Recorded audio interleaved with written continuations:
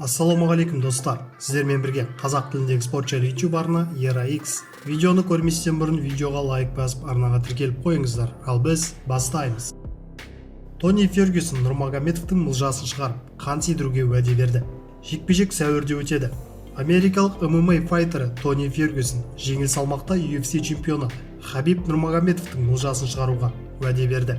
Олардың жекпе-жегі 18 сәуір Нью-Йоркте өтеді. Ол жігіттің ойыннан шығатын емеспін.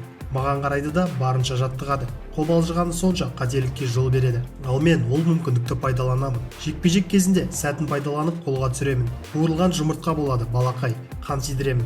Ол жігіттің үлкен қиындығы бар. Оның аты Тони Фергюсон. Артынан барамын. Аңға шығатын кез келді дейді Тони Фергюсон. Нұрмагомедов MMA-дегі 28 жекпе-жектің бәрінде жеңіске жеткен. Ал Фергюсон 28 кездесудің 25-інде жеңген. Садриддин Ахмедов аргентиналық Цунамимен айқасады.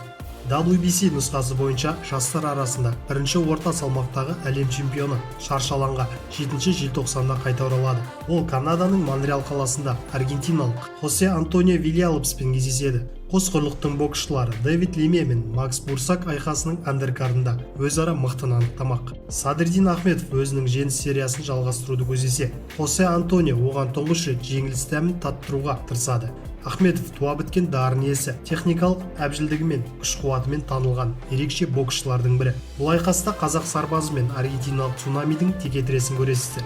Еске сала кетсек, Садриддин Ахмедов кәсіпқой бокстағы 10-шы жекпе-жегін қазан айының соңында өткізіп, 31 жастағы мексикалық Джонни Навареттені техникалық нокаутпен жеңген болатын.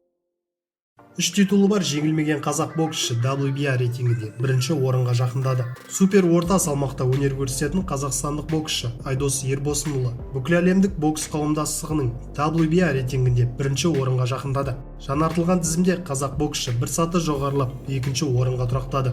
Ал рейтингте бірінші WBA континентал белбеуіне ие ресейлік Федор Чудинов тұр.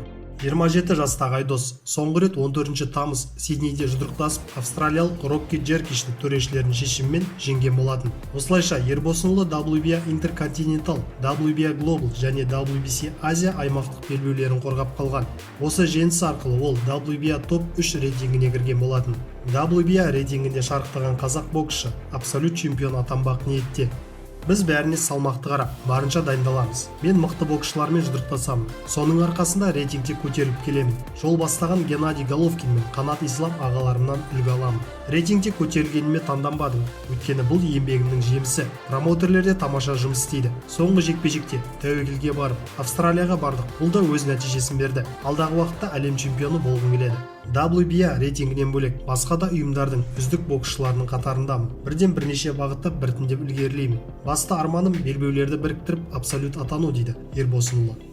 Сіздермен бірге болған қазақ тіліндегі спорт жайлы YouTube арна ERA-X. Арнаға жазылуды ұмытпаңыздар, күн сайын жаңа видеолар біздің арнаға шығып отырады. Ал мен сіздермен қоштаспаймын, келесі кездескенше.